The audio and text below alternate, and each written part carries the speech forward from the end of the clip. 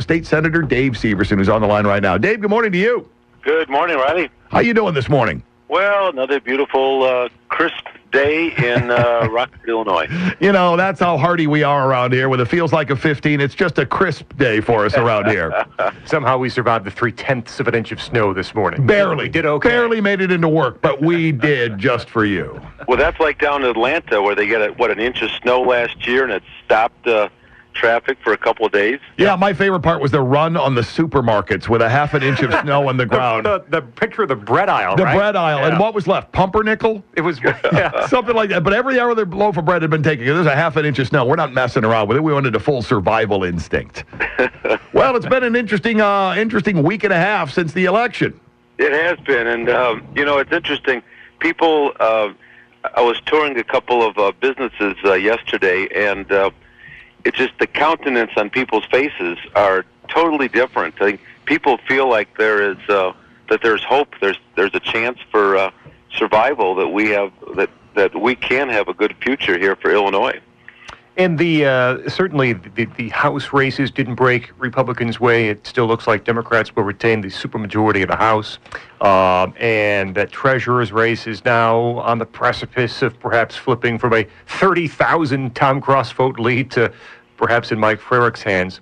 But the gubernatorial race was so big, it was so important. And the way the Illinois government is set up, the governor has a pretty wide range of powers, so to speak, at his disposal. So it is still a major, major victory for Bruce Rauner and for a change in governance in Springfield. Well, you're exactly right, and you said it really well, that the governor under our Constitution has executive authority powers. Maybe not quite as sweeping as Obama is taking these days, but he has a lot of authority. So important things like when it comes to economic development, when it comes to the regulatory environment, when it comes to going after Girl Scouts selling cupcakes, these are all things that he can have influence on despite having a Democratic-controlled legislature. So that kind of balance, that kind of change in the business climate, I think it's going to help us attract and bring more jobs to Illinois. What kind of, we've heard different people say, be careful of what you wish for, especially in the case of Bruce Rauner. You wanted to be governor of this state. Well, you got it. And now look at the fun that you're not going to have. How difficult a road to hoe is this going to be? Well, it's going to be. And it is tough. It is tough trying to replace Santa Claus with a responsible adult.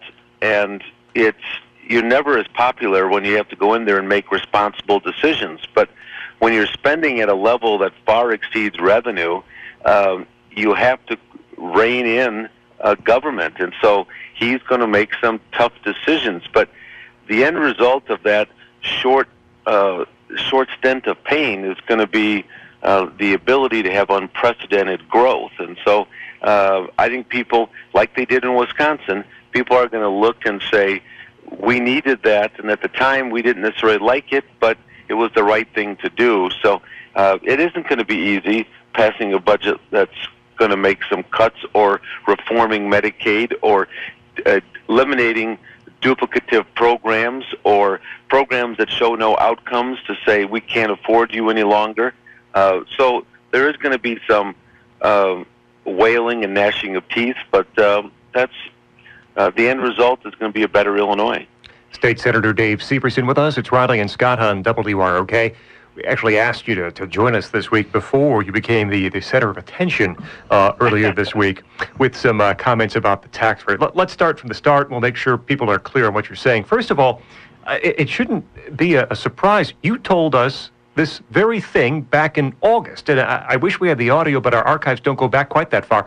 You were on with us in August and said the very same thing that you got some attention for this week, and that is basically Democrats passed a budget last year in June that spends about $2 billion or so or more that it takes in. It was known at the time. It was a smoke and mirror kind of budget, and they assumed that Pat Quinn would win. They'd be able to pass through a permanent tax hike, and then things would kind of be hunky-dory, at least as far as the tax and spend Democrats are concerned. But Bruce Rauner wins now, and we still have that giant hole in the budget. And you told us back in August, and you said it again recently, that basically we might have to have an extension of the current tax rate or something close to the current tax rate before we take it back down, because otherwise we're going to be dealing with even more unpaid bills in Springfield. Is that still what you're saying today? Well, exactly. And I can play the political game, but the election's over. Why can't people just be honest that we're put into a bad situation? And if we just say take the tax off in January, the end result is hospitals don't get paid, nursing homes don't get paid, daycares don't get paid, roads don't get fixed. We create a huge hole that the taxpayers are still going to have to fill, but we're going to have to fill with paying interest on top of it. And so, painful, yes, but it's like the contractor or it's like the homeowner who had a contractor come to his house and he did a really bad job, and now the homeowner is stuck having to get a new contractor coming in to fix it.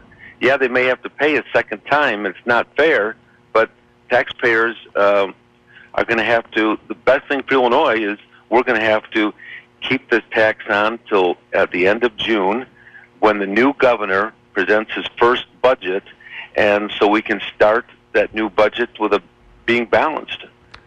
People say, just cut what's promised to be spent in this fiscal year, which runs through June. Aren't there areas to find to cut for Bruce Rauner to come in and stop some of the spending?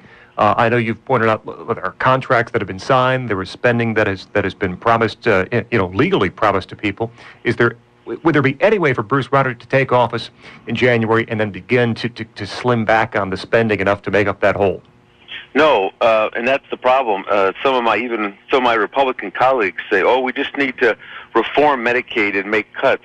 That's great. I support all of that, but that takes months and months to get done. You've got court challenges that'll take place. It's not something you can do in the next 5 months. Most of the money has been spent, or it's already been contracted, and so you can't tell Rockford School District, you know what, we're going to give you, we're going to cut $2 or $3 million what we promised you, even though you've contractually hired teachers. We're going to take this money away from you. That would have a ripple effect that would be devastating to local taxpayers and local families. Why do you think it is then that of all the people that you could pick out of Springfield, you discussing this all of a sudden put you in the crosshairs of so many different people? Well, because we have two different, and they're still playing politics, and I guess I'm too old and I'm past that point to do that. The Republicans are saying, hey, we said we weren't going to support this thing, we're not going to support it. The Democrats are saying, well, Rauner said he can make it work without the tax, so hey, it's his problem. If he wants to raise taxes, let him raise taxes. That's politics, and leave that for election time. The election is over. If people on both sides of the aisle care about Illinois becoming fiscally strong and economically viable, we have to do what's right. And while it isn't fun, while I didn't support the tax, the responsible thing is you've got to leave it on, honor the bills that we have incurred, and then give Bruce Rauner a fighting chance to start fresh, July 1 of next year with his first new budget.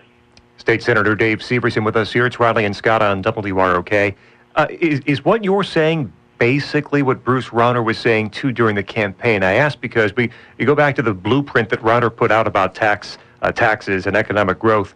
In his plan that he put in black and white says eliminate the Quinn-Madigan tax hike over 4 years and bring the income tax rate back to 3%, 4.8% for the corporate tax rate. So his plan basically said over the course of the next 4 years, not only are we going to take the tax rate down to 3.75, which is what the law says it will do in January, we're going to take it back even farther, back down to 3%, which is where it was before this tax hike went into effect. So Rauner's plan in terms of tax relief eventually over the course of 4 years goes even farther than current law prescribes. Exactly. That's what we're saying. For a successful diet to work, you can't do a quick fix. It takes a period of time. What's happening now is they're saying cut the whole thing January 1. Well, even Bruce Rauner understands for growing your way out of this problem, you've got it. It's a long-term fix that takes long. It's going to take years to undo all the damage that's been done.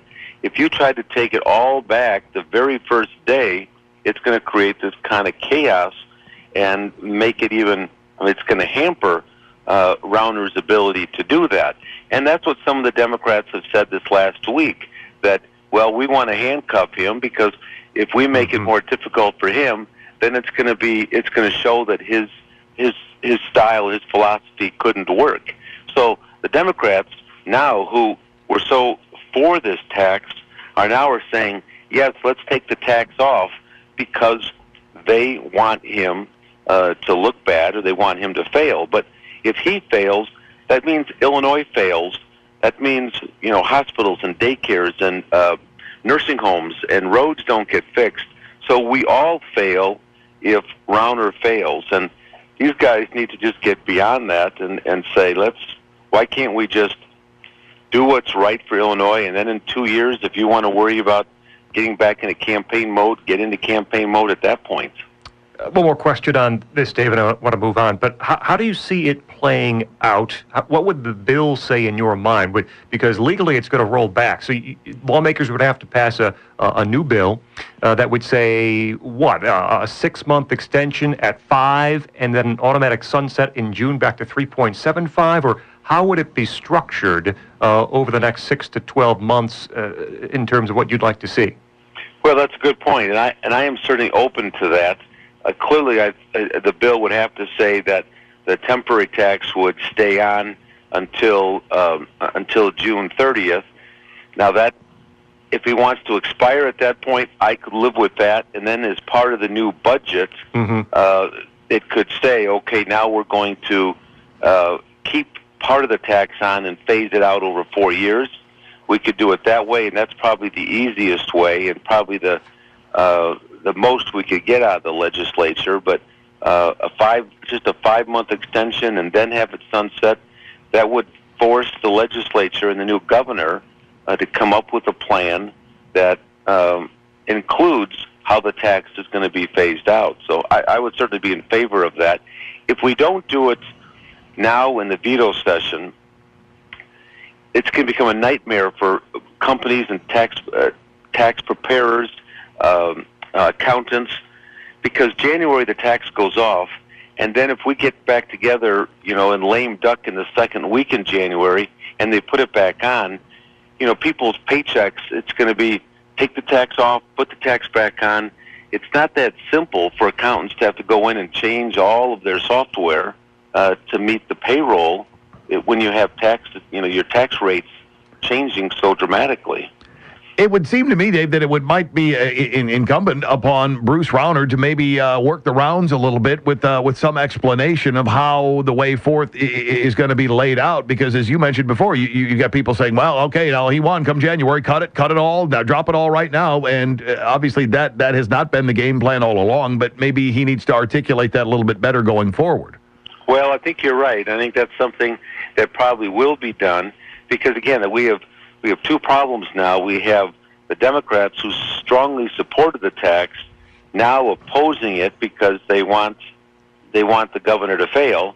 And then you have Republicans who didn't support the tax in the first place because they felt it would be misused, and it was. And they don't want, on their own principles, saying, we're not going to support continuing something that we didn't support in the first place. So you have both sides having a reason to oppose something, but the end result is they both can win their argument, but then Illinois and the families of Illinois end up losing. I wanted to ask Senator about what might happen here in the fall veto session. There's a very big case going to the U.S. Supreme Court, how big case, about subsidies for the Obamacare policies. And basically the law says if you don't have a state exchange, you're not supposed to get these subsidies. That's what the Supreme Court's going to interpret, I suppose you'd say. And so Bloomberg this morning is reporting that Governor Quinn is going to submit an application this week for federal money to support a state-based exchange, and he wants the legislature to authorize the exchange during this veto session that starts next Wednesday. Now, there wasn't support for it previously. You'd think there would be. It was Democrat supermajorities in both chambers. So have things changed? Do you think Democrats will have the votes to create that state-based Obamacare exchange in Illinois?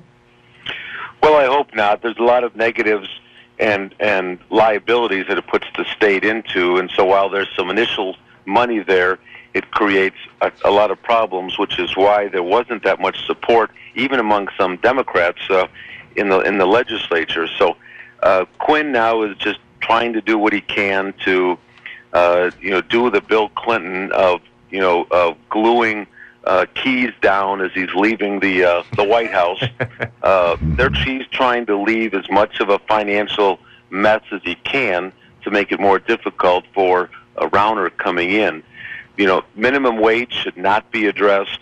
The Illinois exchanges should not be addressed, and we ought to just stick with what issues that we can address that are going to help grow Illinois' economy.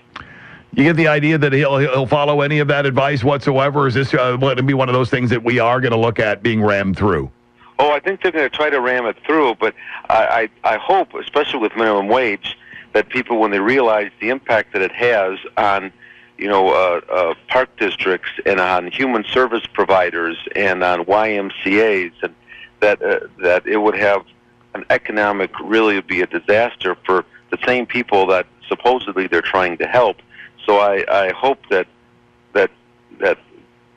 goodness and the right thing to do will prevail, but we'll find out. It's unfortunately, it sounds like politics are still being played even now with the election over. Oh, yeah, it's Illinois. You can always count on that. We can always count on you for, being very generous with your time as well. Senator Syverson, thanks for hanging on with us. We really appreciate it this morning. All right. Thank you so much.